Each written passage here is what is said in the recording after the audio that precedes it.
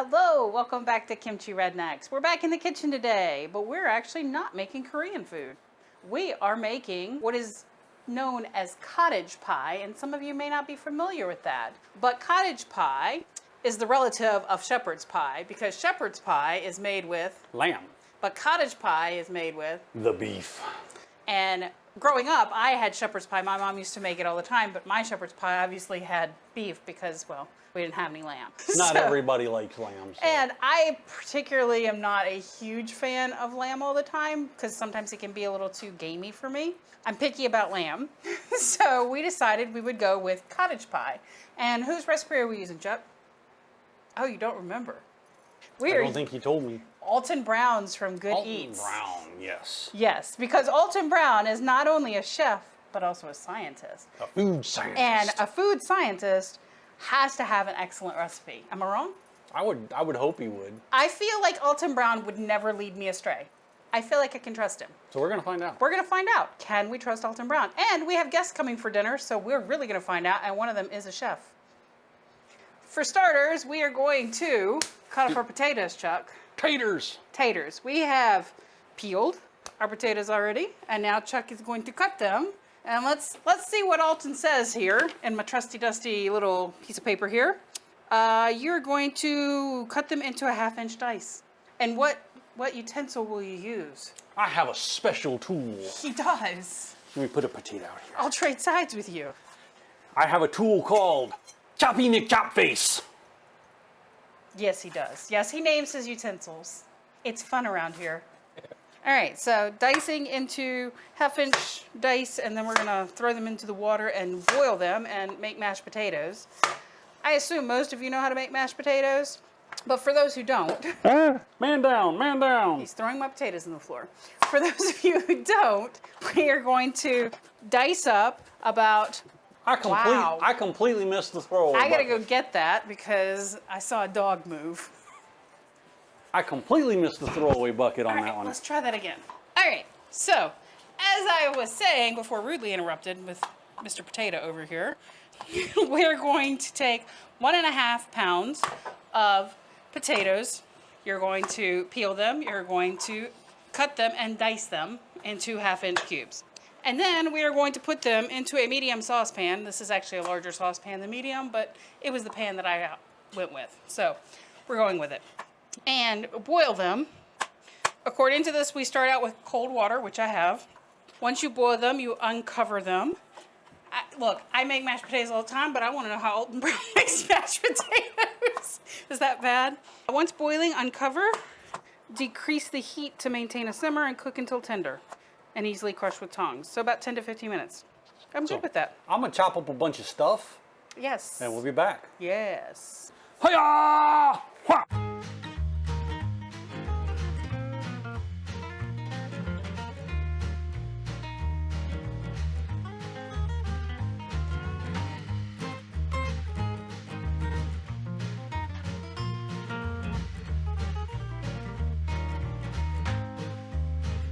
So my sous chef has been so busy. Have you not? Does your hand hurt from choppy chop face? A little bit. So Choppy McChopface got some work. we've got our potatoes in our water here. We're gonna cover it, bring it to a boil. It is on high heat. So it is on high heat. And then we're going to start our filling at the same time. Will you turn the oven on at 400? Because that does need to heat up. So while your potatoes are cooking, you're gonna prepare your filling. All right, so 2 tablespoons of canola oil. Haha, and I'm going to cameraman in the shot. And this is gonna be over medium-high heat. So 2 tablespoons of canola oil. By the way, I love that Korea has these little oil here because it has that little Show us the oil. spout. I love that little spout, man. Spout. I do. I mean, I can get without the other, but still. There's potatoes. All right, and now is that about medium-high? Honestly, I'd say about there, yeah. Okay. Fire. All right, so on medium-high heat, our potatoes are on high heat. We are going to wait until the oil shimmers. Is it shimmery? Fine. I'll swirl it around the pan. Honestly, I've never had to wait until my oil shimmered before. Basically, that just means you're waiting until it's hot, but there's more than one way to tell that. If it rolls correctly, then your should be hot enough. And is it? Yeah, you should be good. All right, so then we are going to add 2 carrots diced. That's Now, a lot of carrots. This is a lot of carrot, but then we also only used 1 Korean carrot for this.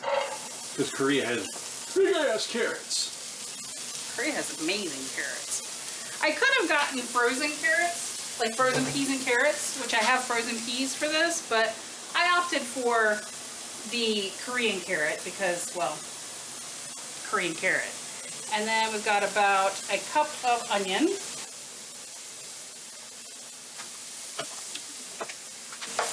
And then we are going to saute until they begin to take on color, and that's usually about 3 to 4 minutes. I'm just going to get them mixed for now. Do I need more? We still had the rest of this onion. Might as well use it. Yeah, we got some we already chopped up yesterday. We might as well use what we got. Oh, some strong onion. This onion has some strength that I've never seen before. Whew. Yeah, we chopped that up yesterday, and Actually the day before, but you used it yesterday, and it was not this strong when I cut it, for sure. yeah, it was lifting weights in the fridge or something. It got buff. All right, you keep an eye on that while I am gonna start getting stuff ready for the next steps. Sound like a plan? All right. These onions and carrots is fragrant. The onions are starting to get a bit translucent, or at least they're taking on color from the oil. So we're close to needing to get started. You want to grab our ground beef out? It is time to add the goodness. The freshly ground beef. Yes. And this is about 1.5 pounds of ground beef. Just straight ground chuck. Yeah. All right, so we're adding that in. And I'm going to actually get Chuck to incorporate. All right, you incorporate. And we've got 2 cloves of garlic minced added in.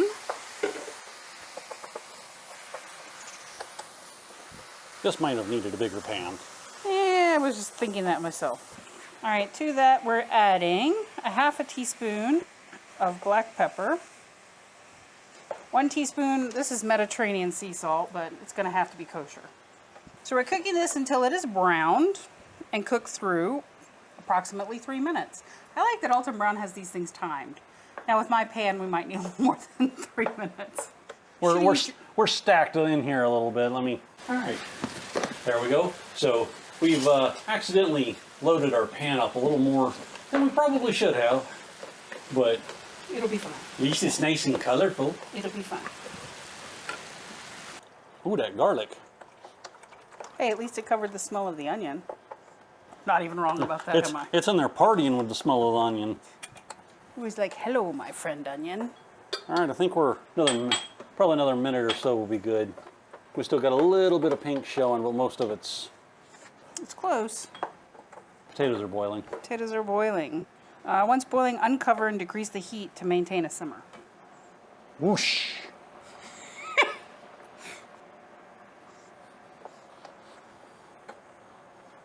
So you guys don't get to see Chuck cook all the time, but Chuck actually is a really good cook.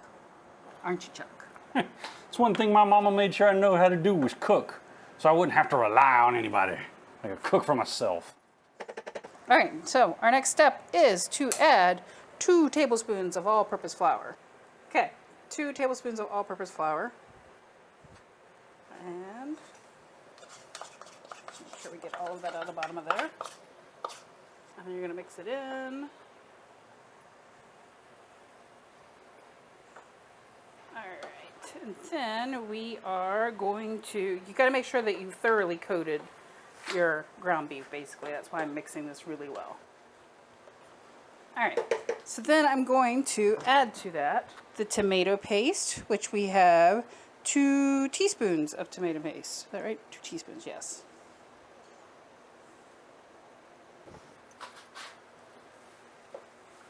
Mix that in. That's going to be a very full pan. It is going to be very full. We are adding chicken broth, which is going to be 1 cup. Incorporate that.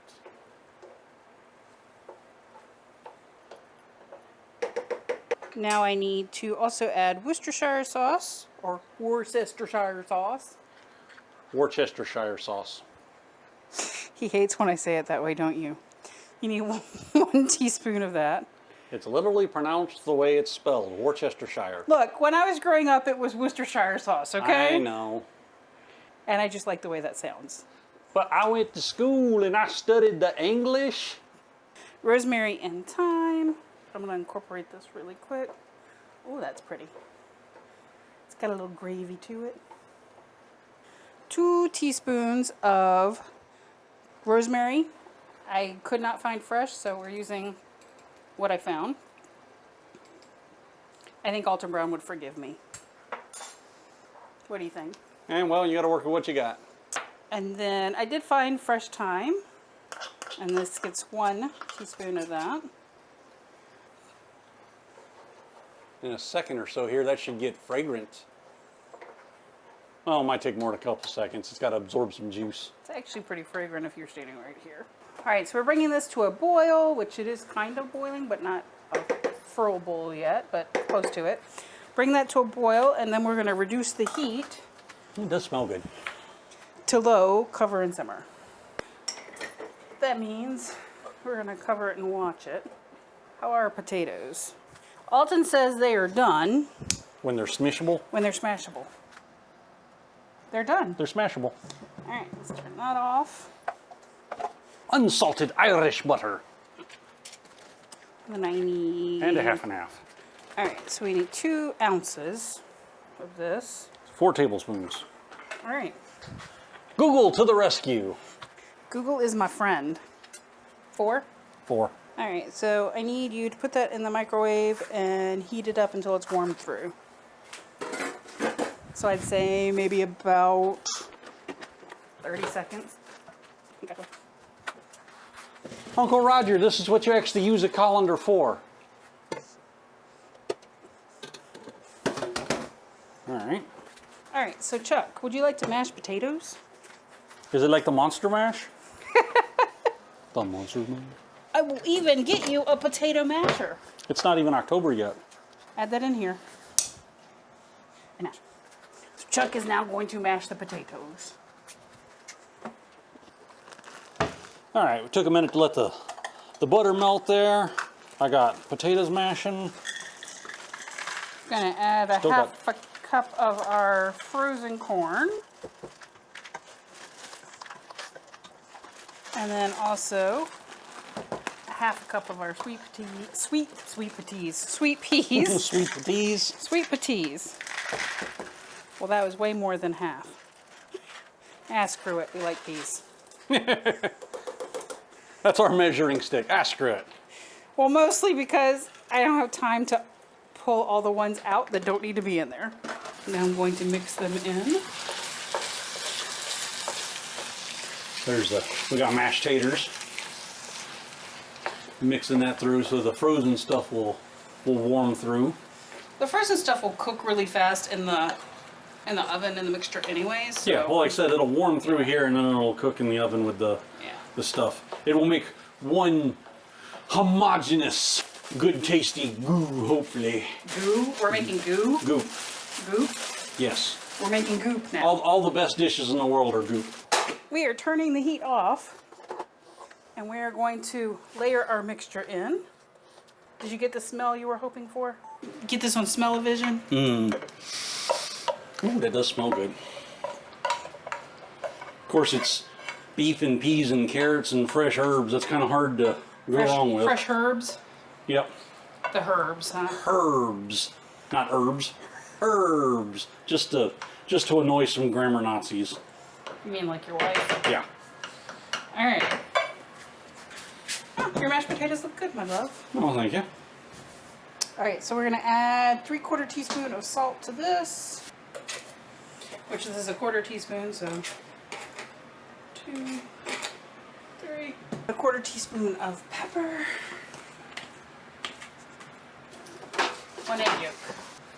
Or like that pub we went to, that British pub we went to that one time, you could add in, I don't know if they added in just like mustard powder or what, but, or if they actually added in some sort of mustard or ground mustard, but. It wasn't my favorite, I'm not gonna lie.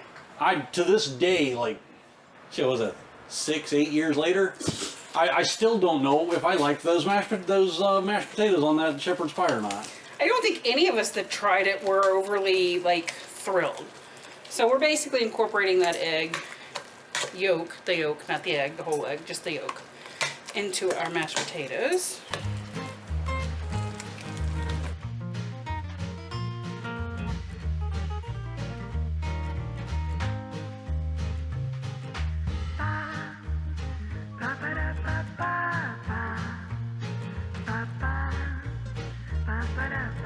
All right, so here we are with cottage something. Whatever this, cottage pie? Pie. I forgot what I'm eating. Yeah. And then we have beet salad, Because reasons. which is, it's fresh, it's a palate cleanser, and it will also, because the cottage pie is so, And our friends are here. what's the word? The cottage pie is heavy. So the beet salad is supposed to help offset the heaviness of, and the richness of it. Yeah. And the beet salad has a balsamic vinaigrette. All right, so it is time to have dinner. Okay.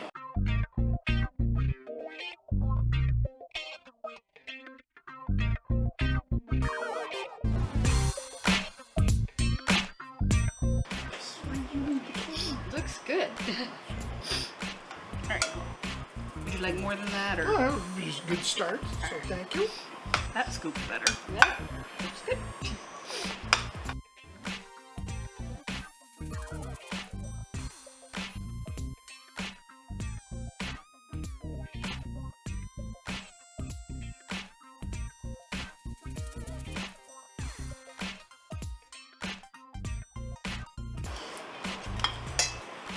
I know, I was really excited about the beet salad because I love beets. Going in for your taste. I am. It's good. Alton Brown did not do me wrong. No, it's good. Very nice. It was fresh thyme or whatever it was in there. You can taste it. It stands out. I couldn't find fresh rosemary, but I did get the fresh thyme. So Sometimes But the selections filling- are kind of limited. The filling cooked down pretty good. Mm-hmm. It's not too loose or watery, but it's not like, mincemeat pie either. Thick. the question for you, The Chuck. mashed taters is good. So the question for you, Chuck, is it better than the questionable one where we can't figure out why they put mustard in it? What? So there's, A British pub in Columbia, South Carolina. and we went there, and I ordered the shepherd's pie, which is actually cottage pie because it had beef. But, Because it's British and otherwise it doesn't taste like anything. but they brought it out, and we could tell it looked a little weird because the potatoes were like really yellow when they brought it out. But I just figured it was maybe something to do with the some potato, type or of maybe they mustard put in it. turmeric or something in it, which in and of itself would be weird. But Curry? That might have made more sense. Maybe. yeah. But it was straight up. It tasted like they'd swirled in like the regular It was straight definitely yellow mustard. French's mustard. I don't know if it was powder, I don't know if it was straight mustard, but it was mustard. And the weirdest thing was that none of us could figure out if we liked it or not. So the question is, do It you was like this? It was definitely definitive, and you wouldn't forget the taste of it. But I couldn't figure out if I liked it or disliked it. Do you like this? Yes, this is good. So Alton Brown, 2 thumbs up. Win. Alton Brown recipe successful. It's because he's a food scientist, I'm telling you. A food scientist, you don't go wrong with a food scientist. Nope. He knows his stuff. Anyway, we're gonna eat dinner. Have fun. Like, subscribe, internet stuff, all that.